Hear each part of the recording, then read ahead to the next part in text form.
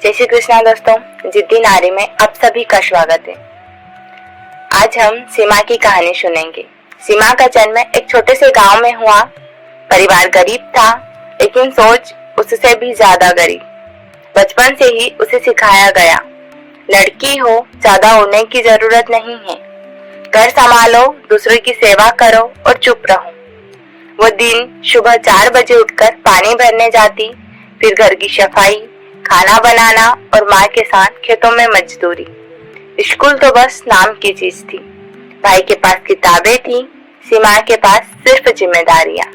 पिता अक्सर कहते, तू तो पराया धन है, पढ़ लिख के क्या करेगी। 16 की होते होते उसकी शादी कर दी गई, सिर्फ इसलिए कि बोझ कम हो जाए। शादी के बाद उसका असली इम्तिहान शुरू हुआ। पति बेरोजगार था और बात बात पर गुस्सैल। ससुराल में तानों की बौछार, कुछ लाई नहीं दहेज में, माँ बाप ने सिखाया क्या है तुझे। सीमा रोती थी चुपचाप, ना किसी से कुछ कहती, ना कोई सुनने वाला था। एक दिन उसकी 6 साल की बेटी सोनू ने कहा, माँ, जब मैं बड़ी हो जाऊंगी तो क्या मुझे भी ऐसे ही सहना पड़ेगा। सीमा जैसे पत्थर की मूर्ति बन गई। उसने सोचा, मैं तो सहती रही, पर क्या मेरी बेटी भी मेरी तरह घुटती रहे। उस रात सीमा ने पहली बार खुद से कहा, बस अब नहीं। बदलाव आसान नहीं था। अगले दिन जब पति ने गुस्से में हाथ उठाया, सीमा ने उसका हाथ रोक लिया।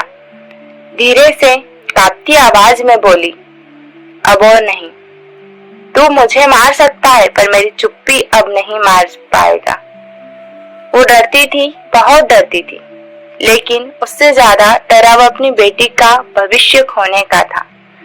सीमा ने गांव की आंगनबाड़ी कार्यकर्ताओं से संपर्क किया, जो महिला हेल्पलाइन से जुड़ी थी।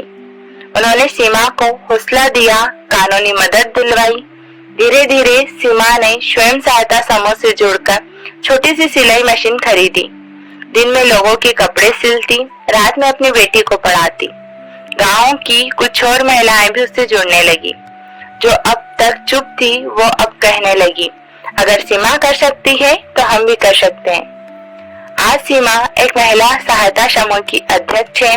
सिर्फ कपड़े नहीं सिलती, अब वो महिलाओं के सपनों को जोड़ती है। वो कहती है, मैंने बहुत सहा, लेकिन अब मेरी बेटी नहीं सहेगी। मैंने खुद से वादा किया है, अब कोई सीमा चुप नहीं रहेगी। यह कोई फिल्म की कहानी नहीं है, ये उस लड़की की कहानी है जो आपके आंगन में, मोहल्ले में या शायद आपके घर में है। सीमा जैसी लाखों महिलाएं हर दिन चुप रहती हैं, पर जब एक उठती है तो कई जागती हैं।